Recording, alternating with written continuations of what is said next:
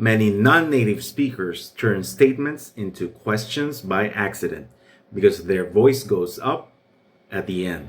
Going up at the end is called uptalk, and it can make you sound less confident or unsure, especially in meetings or interviews. Practice finishing important sentences with a steady or downward tone to sound more confident. Follow us for more ways to sound confident. And if you'd like to get a copy of our checklist on job interviews, you can download it here.